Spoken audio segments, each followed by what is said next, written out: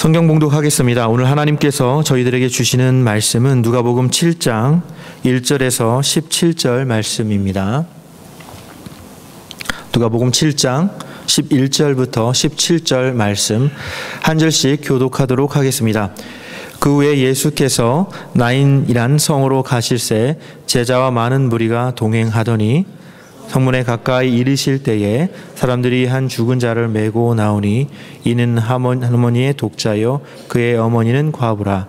그 성에 많은 사람도 그와 함께 나오거늘 주께서 과부를 보시고 불쌍히 여기사 울지 말라 하시고 가까이 가서 그 관에 손을 대시니 맨 자들이 서는지라. 예수께서 이르시되 청년아 내가 내게 말하노니 일어나라 하시매 죽었던 자가 일어나 앉고 말도 하거늘 예수께서 그를 어머니에게 주시니 모든 사람이 두려워하며 하나님께 영광을 돌려 이르되 큰 선지자가 우리 가운데 일어나셨다 하고 또 하나님께서 자기 백성을 돌보셨다 하더라. 함께 읽겠습니다. 예수께 대한 이 소문이 온 유대와 사방에 두루 퍼지니라. 아멘. 여기서 안선호 목사님 저희를 위해서 귀한 말씀 전파해 주시겠습니다. 주중에 여러분들 소장하고 계신 분들 계실 거로 생각되지만 그 메시지 성경이라는 대표적인 명절을 비롯해서 35권의 괄목할 만한 저수를 남기신 유진 피터슨 목사님께서 지난 22일에 하나님의 부르심을 받았습니다. 그분의 책들 중에 적지 않은 책들을 제가 소장하고 있고 또 읽은 책도 읽고 그리고 제가 읽기를 기다리고 있는 책들도 있습니다. 제가 미국에서 유학생활하면서 저명한 신학자들을 뵐 수 있는 기회 또 배울 수 있는 기회들이 종종 있었는데 또 아쉽게도 유진 피터슨 목사님은 뵐 수 있는 기회가 없었습니다. 저는 이 시대에 그와 같은 영적 스승이 있었다는 것은 큰 축복이라고 생각하고 저 역시 그분으로부터 적지 않은 영향을 받은 유진 피터슨의 학생이라고 할 수 있습니다. 그가 죽기 전에 유가족들에게 이런 말을 남겼다고 합니다. Let's go. 이렇게 마지막 유언을 남겼다고 하는데 제가 그거를 신문을 보면서 참 멋있다 그런 생각이 들었습니다. 그러나 한편으로는 왜 Let me go 라고 하지 않고 Let us go 이렇게 말을 했을까 라고 생각을 해보면서 저는 자동적으로 마가복음 10장, 14장 42절의 말씀을 연상했습니다. 겟세마네 동산에서 예수께서 기도하신 후에 제자들에게 이렇게 말씀하셨습니다. Rise, let us go. 예수님께서 그렇게 말씀하셨습니다. 함께 가자. 보라, 나를 파는 자가 가까이 왔느니라. 겟세마네 동산에서 땀을 피처럼 쏟으셨고 3번이나 잠을 자고 있는 제자들을 안타까워하셨던 주님께서는 기도를 드리시고 일어서실 때에는 낙심하지 아니하시고 능력과 용기로 충만하셨던 것입니다. 유진 피터슨 목사님은 아마도 이 마지막 이 세상에서 유언을 남기시면서 기쁜 마음으로 마가복음에서 예수께서 하셨던 Rise, Let us go 이 말씀을 기쁘게 인용하지 않았을까 상상해 보았습니다. 십자가의 죽음을 향해서 일어나 전진하셨던 그리스도의 용기를 본받아 죽음을 향하여 일어나 전진하는 그리스도의 용기, 그리스도인의 용기를 저는 유진 피터슨 목사님 안에서 발견한 것입니다. 오늘 본 말씀 누가복음 7장 14절을 보게 되면 일어나라 라고 번역된 성경 원어가 에게이로라는 동사입니다. 이 단어는 부활의 단어입니다. 야이로의 딸에게 예수께서 소녀야 일어나라 할 때도 이 동일하게 에게이로라는 단어가 사용되었습니다. 사랑하는 성도 여러분, 부활의 메시지는 부활절에만 국한된 메시지가 아니라 우리가 드려지는 모든 예배의 메시지의 핵심은 바로 부활이 되어야 되는 것입니다. 그래서 제가 오늘 이 부활절에 국한되는 말씀이 아니라 이 부활 신앙에 대해서 어제 새벽에도 설교했고 오늘도 설교하게 된 것입니다. 모쪼록 오늘 이 예배를 통해서 여러분과 저의 영혼 가운데, 교회 가운데, 우리의 삶의 터전 가운데 무엇인가 죽어있는 것이 있다면 새롭게 살아나는 그 같은 놀라운 역사가 나타나게 될 수 있게 되기를 간절히 축원합니다. 부활 신앙은 바로 승리의 원천입니다. 그리고 가장 위대한 치유는 바로 부활입니다. 부활은 예수 그리스도의 십자가가 실패가 아니라 승리라는 것을 분명하게 역설적으로 증거합니다. 부활은 모든 죽었던 것들을 살리는 하늘의 능력인 줄로 믿습니다. 모쪼록 유진 피터슨이 이야기했던 것처럼, 그리고 예수 그리스도께서 얘기하셨던 것처럼 오늘 이 예배를 마친 후에 우리가 다 같이 이 예배당을 나갈 때는 Let's go 하는 스피릿을 가지고 삶의 자리로 용기 있게 전진하실 수 있는 우리 모두가 될 수 있게 되기를 간절히 바랍니다. 예수님께서 공생애에서 죽은 자를 살리신 경우가 성경에 기록되어 있는 것은 3번 있습니다. 오늘 본문에 나인성 과부의 외아들과 그리고 마가복음의 5장에 기록되어 있는 회당장 야이로의 딸을 살리신 일, 그리고 요한복음 11장에 나사로를 살리신 일, 이렇게 3번 기록되어 있습니다. 그리고 사도행전에서는 요빠의 다비다와 드로아의 유도구를 살리신 기록이, 사도들을 통해서 하나님께 살리신 기록이 나타나고 있습니다. 구약 성경을 보게 되면 엘리야에 의해서 사르밧 과부의 아들이 되살아났고, 그리고 엘리사에 의해서 수넴 여인의 아들이 되살아난 적이 있습니다. 그런데 누가복음 7장에서 나인성 과부가 되살아난 이야기와 열왕기상 17장에 사르밧 과부의 아들이 되살아난 이야기는 언어적으로 매우 밀접한 연관성이 있다는 것을 우리는 주목해야 될 필요가 있습니다. 오늘 본 말씀 누가복음 7장 15절에서 예수께서 그를 어머니에게 주시니 라고 말하고 있습니다. 열왕기상 17장 23절을 보게 되면 엘리야가 그 아이를 안고 다락에서 방으로 내려가서 그의 어머니에게 주며 라고 말씀하고 있습니다. 이와 같이 누가복음과 열왕기상의 이야기는 언어적으로 매우 밀접한 유사성이 있지만 예수 그리스도와 엘리야 사이에서는 결정적 차이가 있습니다. 엘리야가 죽은 아이 위에 몸을 3번 펴서 엎드리고 하나님께 부르짖음으로 말미암아 아이의 혼이 몸으로 돌아와서 되살아났던 것입니다. 그렇지만 우리 주 예수 그리스도께서는 내가 내게 말하노니 일어나라 라고 말하면서 예수 그리스도께서 죽은 자를 되살리실 때는 자기 자신의 권위로 영혼 가운데 말씀으로 명령하심으로 죽은 자가 다시 살아났던 것입니다. 엘리야는 능력의 통로였지만 우리 주 예수 그리스도께서는 능력의 원천이신 것입니다. 일어나라 라는 이 음성을 통해서 죽은 자가 살아나셨던 것처럼 우리 주 예수 그리스도께서 약속하신 대로 이 땅에 재림하실 때 일어나라 라는 이 음성을 우리 각 사람도 듣게 될 것이며 우리의 썩을 몸도 일어나서 부활의 주님과 같이 변치 않는 영광스러운 몸을 입게 될 것을 확신하실 수 있게 되기를 바랍니다. 그러나 사랑하는 성도 여러분, 주님의 음성에 의해서 우리가 반응하여 일어나는 것은 우리가 죽은 후로 미뤄야 하는 일이 아니라 바로 지금 이곳에서 일어나라 라는 그 음성에 우리가 반응해야 하는 줄로 믿습니다. 부활은 죽음 이후에만 관계되는 미래적인 의미를 갖고 있는 것이 아니라 이 부활 신앙은 바로 지금 이곳에서 우리의 삶의 모든 곳에서 영향을 끼치는 생명의 능력이 되어야 하는 줄로 믿습니다. 로마서 6장 4절의 말씀을 보게 되면 그러므로 우리가 그의 죽으심과 합하여 세례를 받음으로 그와 함께 장사되었나니 이는 아버지의 영광으로 말미암아 그리스도를 죽은 자 가운데서 살리심과 같이 우리로 또한 새 생명 가운데서 행하게 하려 함이니라. 아멘. 하나님께서는 여러분과 제가 새 생명 가운데서 행하기를 원하십니다. 여러분과 제 안에 죽어있던 죄에 대한 감각들이 살아나고 죽었던 소망들이 살아나고 죽었던 열정들이 살아나고 그리고 죽었던 관계들이 살아나고 죽었던 비전들이 회복되는 역사는 부활에서 비롯되는 것입니다.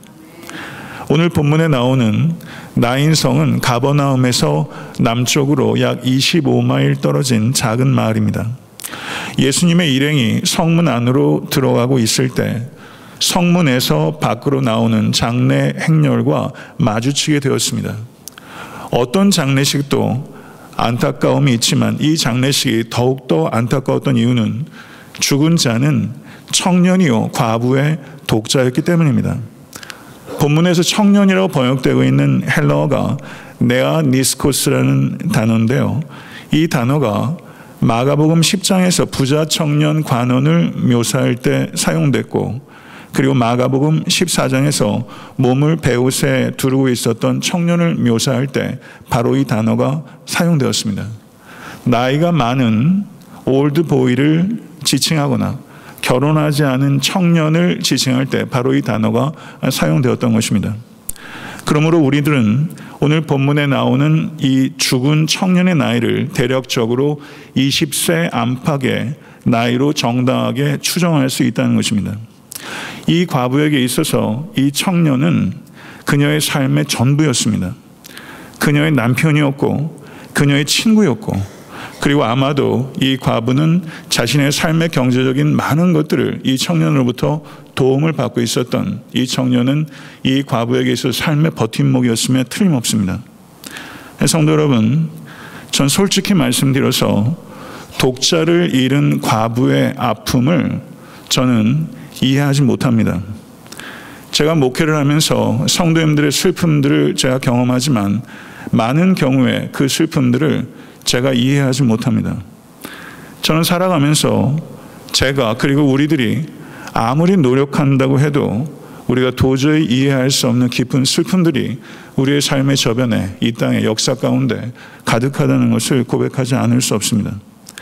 그러나 제가 이해하지 못하고 우리의 인간됨을 가지고 이해하지 못하는 이 과부의 깊고 깊은 비탄을 우리 주 예수 그리스도께서는 과부보다 더 깊이 온전히 이해하셨고, 이해하셨을 뿐만 아니라 우리 주 예수 그리스도께서는 이 청년을 살릴 뿐만 아니라 이 과부를 살리실 수 있는 생명의 주인이심을 믿습니다. 예수님께서 이 과부의 이 외아들을 살리신 것은 과부에게 믿음이 있어서가 아니라 예수께 긍휼이 있었기 때문입니다. 13절 말씀을 한번 보시면 거기에 주께서 과부를 보시고 불쌍히 여기사라고 언급하고 있습니다. 성경에는 과부에 대한 언급들이 대단히 많이 나오고 있습니다.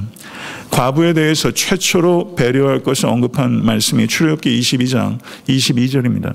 너는 과부나 고아를 해롭게 하지 말라.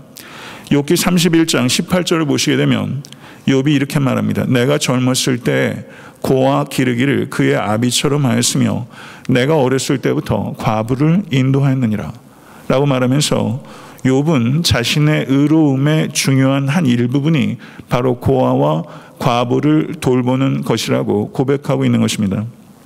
성도 여러분, 지난주에 이종락 목사님을 통해서 우리가 버려진 고아들을 돌보는 것에 대해서 말씀을 들었고, 오늘은 과부에 대한 말씀을 우리가 듣게 되었습니다. 우연입니다. 그렇지만 하나님께서는 우연 속에 필연을 심어 놓으시기도 하시는 창의적이고 위대하신 지휘자이심을 우리는 경험하고 있습니다. 2주에 걸쳐서 한 주는 고아에 대해서, 그리고 한 주는 과부에 대해서 우리가 말씀을 들으면서 모쪼록 들을 게 있는 자가 되셔서 이 우연이 여러분에게 하나의 필연적인 사건이 돼서 여러분과 저의 삶이, 그리고 애타한테 섬기는 교회가 더욱더 지혜롭고 그리고 헌신적이고 희생적인 섬김의 길로 나아갈 수 있는 계기가 될 수 있다면 그것은 참으로 감사하고 의미 있는 일이라고 할 수 있을 것입니다. 사랑하는 성도 여러분, 고아와 과부와 같이 약한 자를 돌보시는 것이 하나님의 가장 중요한 본성이시며 성도에게 있어서 마땅한 도리인 것을 기억하십시오.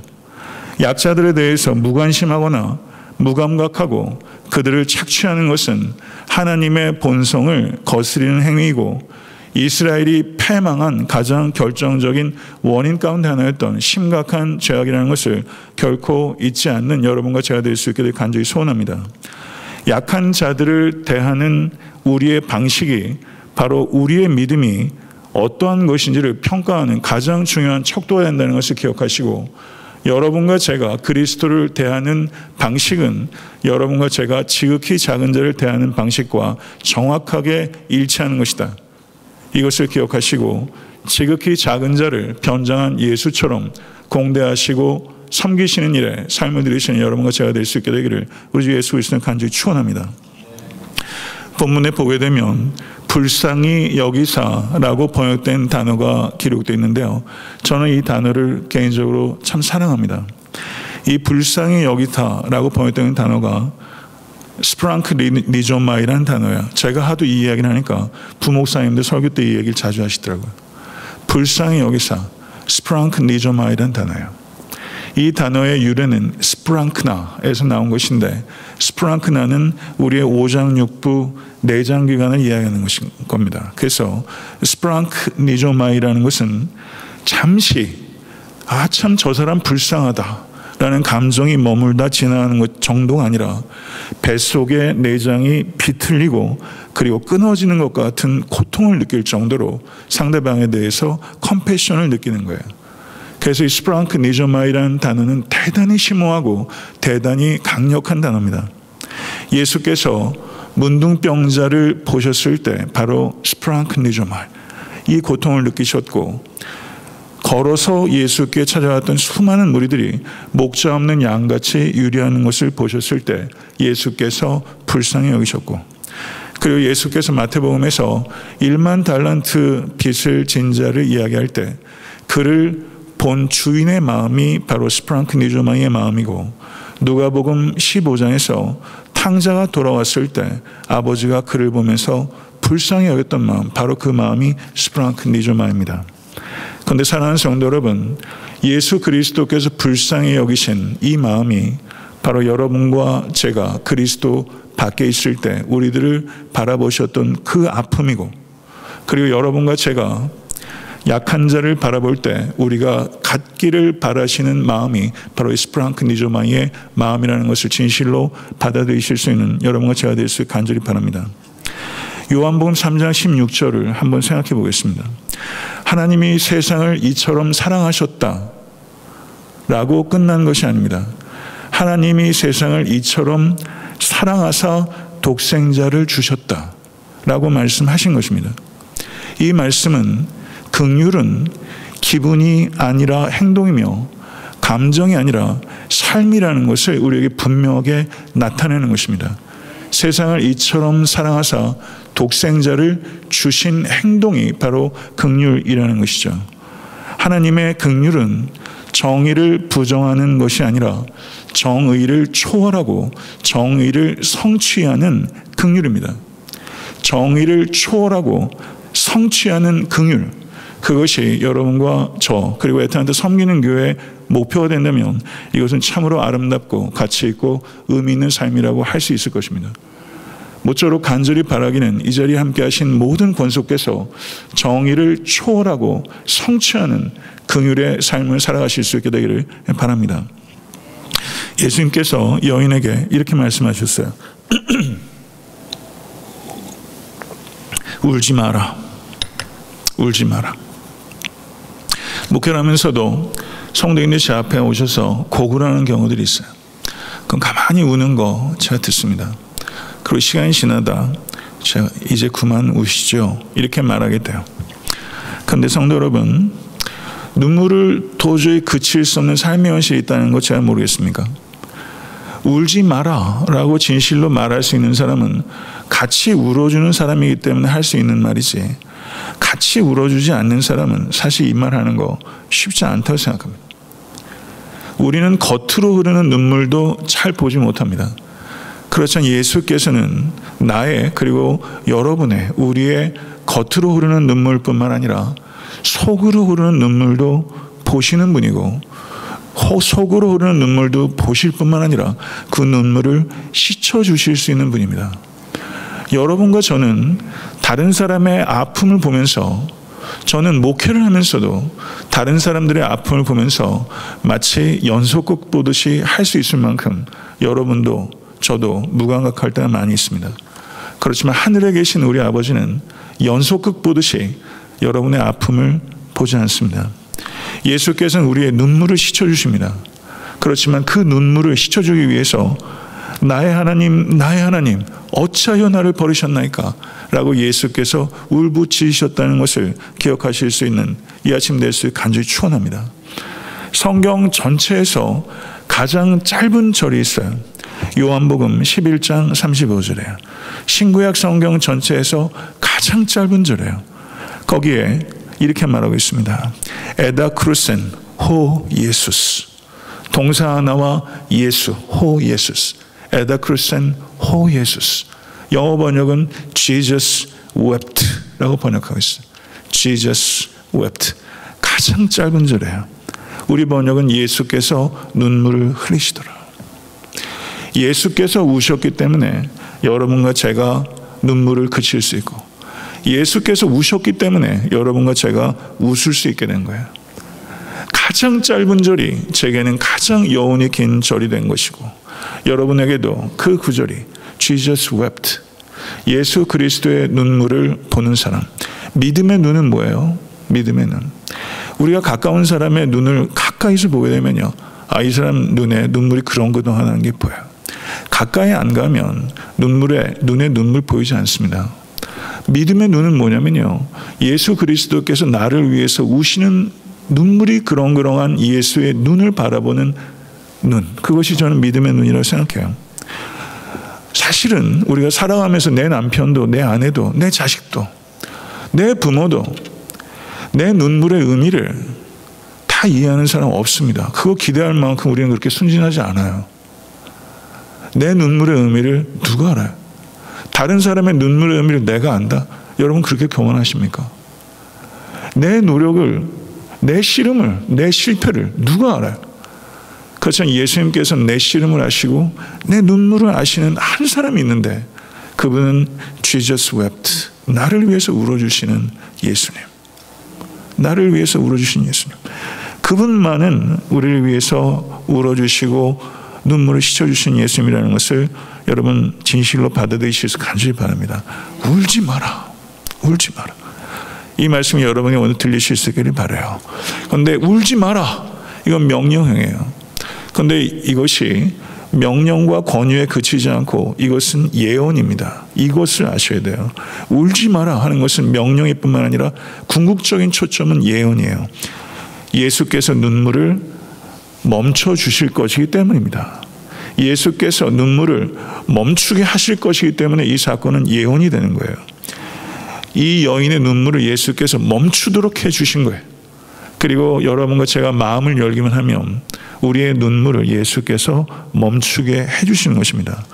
요한계시록 21장 4절에 모든 눈물을 그 눈에서 닦아주시니 다시는 사망이 없고 애통하는 것이나 곡하는 것이나 아픈 것이 다시 있지 아니하리니 처음 것들이 다 지나갔음이니라. 아멘. 이때가 올 것을 믿습니다. 울음을 멈추게 하시는 예수님. 그렇지만 예수님은 울음을 멈추게 하실 뿐만 아니라 우리를 웃게 하십니다. 시편 30편 5절을 보게 되면 그의 노여움은 잠깐이요 그의 은총은 평생이로다. 저녁에는 울음이 깃들지라도 아침에는 기쁨이 오리로다. 아멘. 믿으세요? 마른 눈물이 없으세요 여러분? 밤에 하품하다가 눈물 흘린 거 말고요.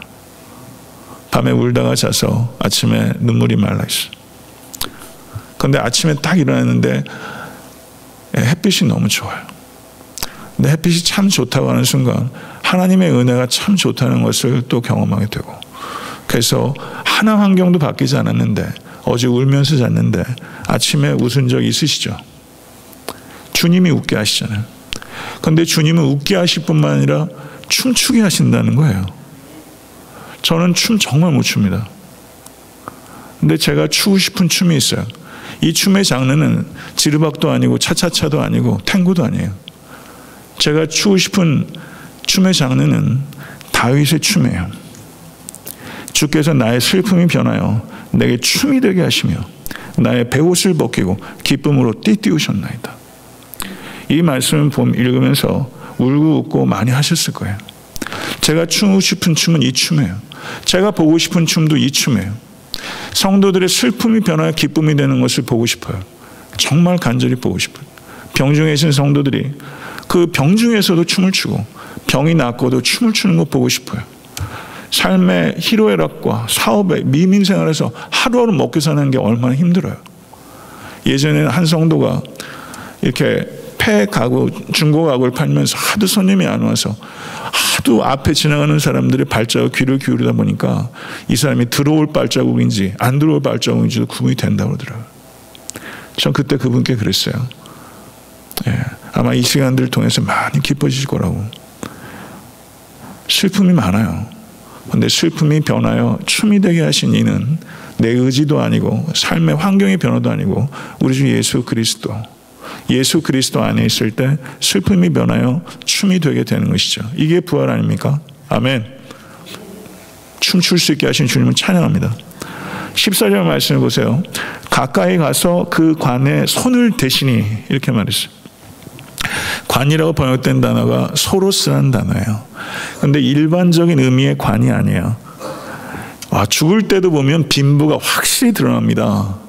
종이관 위에 눕는 사람도 있고요. 어마어마한 대리석관에 눕는 사람도 있어요. 그런데 여기에서 소로스라는 이 관은요, 긴 의자 같은 관이에요. 열린 관이에요. 긴 요람과 같은 관.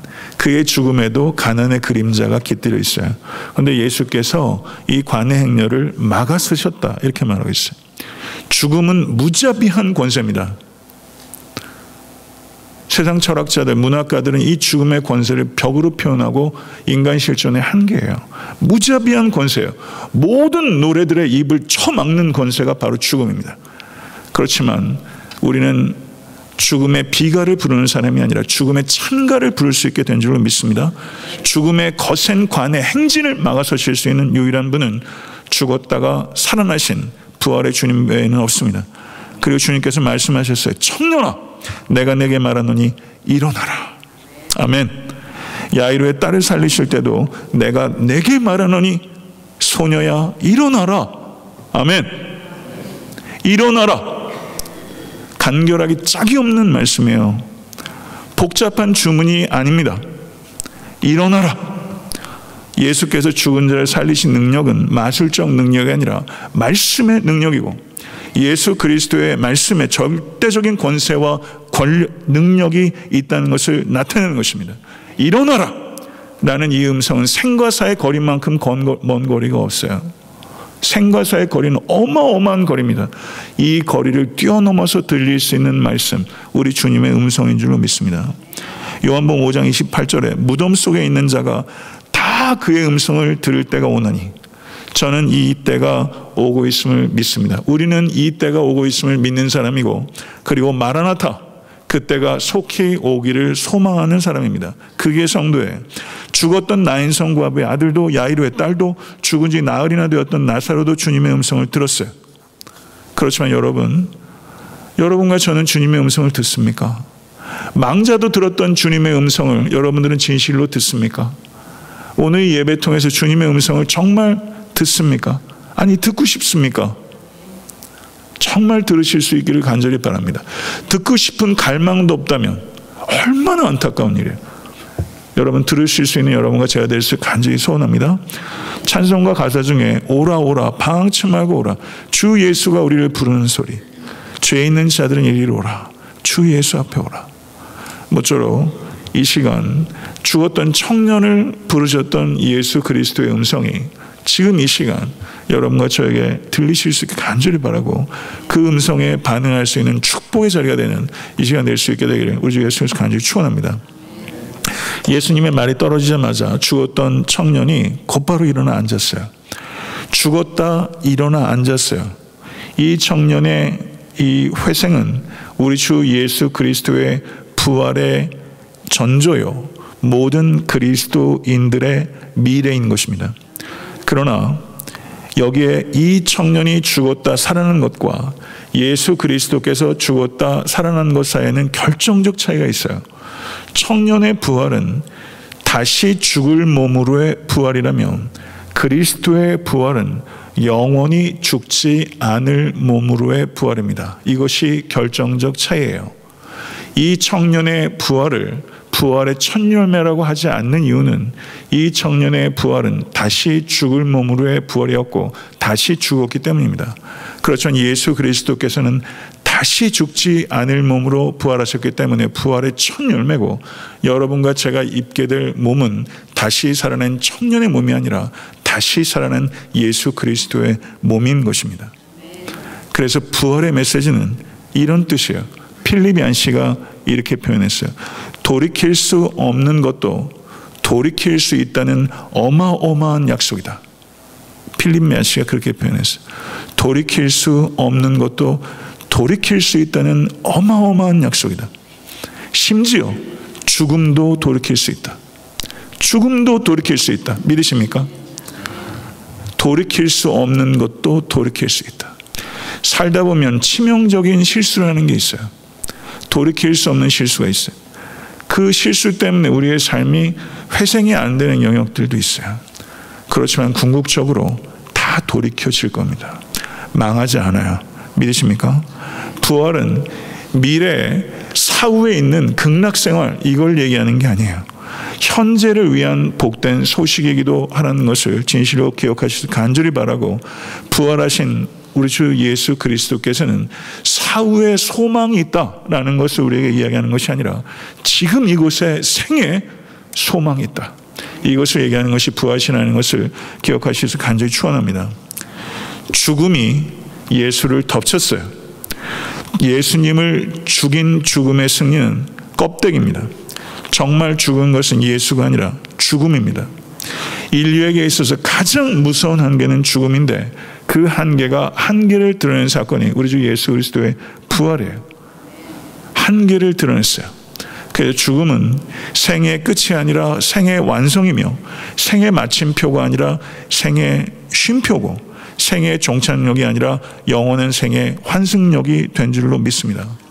부활을 통해서 여러분과 저의 인류의 가장 큰 적이었던 죽음이 이제 우리의 유익을 위해서, 성도의 유익을 위해서 봉사하는 종이 된 줄로 믿습니다. 죽음이 적이 아니라 성도의 종이 된 거예요. 죽음조차 그리스도를 믿는 성도에게 종이 되었다면, 여러분과 제가 가지고 있는 모든 인간적인 한계 역시 그것이 정말 혹독하고 그리고 고통스럽다 할지라도 예수 그리스도의 부활을 믿는 성도에게 주님의 손 안에서 그 어떠한 한계라고 할지라도 그것이 우리의 성장과 치유를 위해서 봉사하는 종이 될 수 있다. 믿으십니까? 죽음조차도 적이 아니라 종이 되었다면 다른 한계들은 우리의 성장과 치유를 위해서 부활하신 예수 그리스도의 손 안에서 우리에게 종이 될 수 있다. 믿으세요? 이것 진실로 믿으시길 간절히 바랍니다. 여러분의 삶에 문제가 있다는 거 잘 알아요. 조금 알아요. 그렇지만 그 한계가 여러분에게 종이 될 수 있어요. 여러분에게 유익이 될 수 있어요. 부활의 주님의 손아귀 안에서 그 한계는 우리의 종입니다. 우리는 최후에 웃게 될 거예요. 믿으세요? 100% 확신하세요? 우리는 최후에 웃게 될 것입니다. 120% 믿으십시오. 최후에 웃게 될 것이라는 것을 알기 때문에 지금 이곳에서 어떠한 삶의 형편에 있으신지 상을 찌푸릴 수밖에 없는 삶의 현실이 할지라도 우리는 최후에 웃게 될 것을 알기 때문에 지금 이곳에서 웃기로 선택할 수 있는 사람이에요. 웃을 만한 일이 있어서 웃는 것이 아니라 웃을 수밖에 없는 이유가 우리 때문에 내재되어 있기 때문에 여러분과 저는 웃을 수 있는 사람이에요. 믿으십니까? 철학자 장자크 루소가 이런 말을 했어요. 두려움 없이 죽음을 맞이하는 인간은 거짓말장이다. 이렇게 말했어요. 두려움 없이 죽음을 맞이하는 사람은 거짓말장이다. 루소가 거짓말한 것입니다. 저는 루소에게 반박하겠습니다. 저는 파스칼의 말로 루소에게 반박하겠어요. 파스칼이 뭐라고 말했냐면, 예수님이 없다면 죽음은 끔찍한 것이다. 그렇지만 예수님과 함께라면 죽음은 거룩하고 친절하며 참신자의 기쁨이다. 아멘. 믿으세요? 여러분은 루소를 믿으세요? 파스칼의 말이 믿으세요? 파스칼은 신자입니다. 사랑하는 성도 여러분, 오늘 설교를 맺었습니다. 예수께서 Rise, let's go 라고 말씀하셨던 것처럼 여러분 이제 일어날 준비 되셨습니까? 에게이 레스세 아고멘. 예수께서 Rise, let's go 라고 말씀하셨어요. 사랑하는 성도 여러분, 이제 자리에서 일어나시기 바랍니다. 농담 아니에요. 다 일어나시죠. 일어나셔서 우리 예수님에게 스피릿을 한번 보세요. 파는 자들이 가까이 왔도다. 거기에는 커리지가 있는 거예요. 용기가 있어요. 그래서 일어나는 겁니다. 유진 피터슨도 일어났고 지금 우리도 일어났어요. 오늘 몸만 일으키지 마십시오. 여러분의 영혼과 제 영혼이 일어나야 합니다. 그리고 교회가 일어나야 합니다. 우리는 일어날 뿐만 아니라 일으킬 수 있는 통로가 되는 것입니다. 믿으십니까? 우리 기도하실 때 우리 마음에 풀이 죽어 있는 것들이 많이 있잖아요. 그런 부분들을 한번 염두에 두시고 내 힘으로 소생시킬 수 있는 거 없습니다. 안 돼요. 예수 그리스도의 부활의 능력이 내 삶 가운데, 내 영혼 가운데, 내 감정 가운데 아무것도 하고 싶지 않은 의지가 탈진됐을 때 소진된 내 영혼 가운데 하나님의 임파워링하는 그 생명의 능력이 우리 가운데 임할 수 있기 위해서 기도하시기를, 그렇게 기도할 수 있으면 참 좋겠습니다. 우리 잠깐 기도하겠습니다. 통성으로 기도하겠습니다. 할렐루야. 존귀하신 주님, 살아가면서 참 벅찹니다. 곤고합니다. 이민생활하는 거 하루하루가 서바이브입니다. 아버지 하나님, 주여 차라리 죽었으면 하는 마음이 들 때도 들 만큼 잠자리에 들면서 내일 깨지 않았으면 하는 마음으로 드는 성도들도 있습니다. 울면서 잠든 날들이 하루 이틀이 아닙니다. 아버지, 이제 울 기력도 없습니다. 울기도 지쳤습니다. 같이 울어줄 사람 주변에 하나도 없습니다. 아버지 하나님, 곤고함에 외로움까지 더해져서 고통스럽습니다. 아버지 하나님, 그렇게 하루하루를 살아가는 이들이 교회 밖에도 교회 안에도 너무나 많습니다. 아니, 제 자신이 목회자인 저조차 아버지 생명력이 없이 지치고 낙담할 때가 있습니다. 우리는 연약한 육체를 가진 죄인입니다. 위중한 병 가운데 있는 성도들도 있습니다. 고통스럽게 진통제로 연명하는 성도도 있고, 아버지 하나님 마취제로 아버지 하나님 주여 극단적인 고통을 견디며 아버지 어둠 가운데 신음하는 이들도 있습니다. 영혼에 아버지 무거운 짐들이 있어서 아버지 영혼의 햇빛이 들지 않은 아버지 세월이 너무 깁니다. 그 영혼 가운데 빛 대신 예수께서 찾아오시옵소서. 내 영혼을 닫고 있는 장막을 걷게 하소서. 커튼을 열고 창문을 열고 빛 대신 예수를 초청하고 아버지 예수 그리스도가 성령의 바람이 그 영혼 가운데 불어와 아버지 한 개인이 살아나고 가정이 살아나고 일터가 살아나고 직장이 살아나는 역사 우리 가운데 있게 하여 주시옵소서.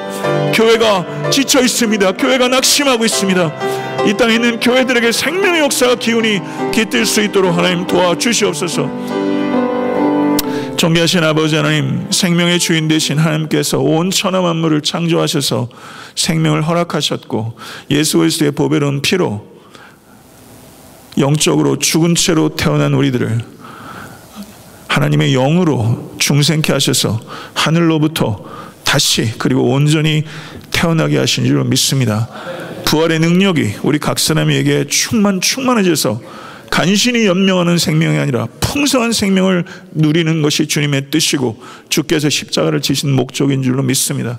우리 가운데 있는 연약한 생명이 살아날 수 있도록 하나님 도와주시고, 우리의 마음에 아버지 닫아서 빛조차 들어오지 않는 영혼의 어두운 방에 아버지 하나님, 우리가 커튼을 열고 생명의 빛이 그 영혼 가운데 비치고 성령의 바람이 불어와 우리의 각 사람의 영혼이 소생하는 역사가 있게 하여 주시옵소서. 믿고 문을 열게 하소서.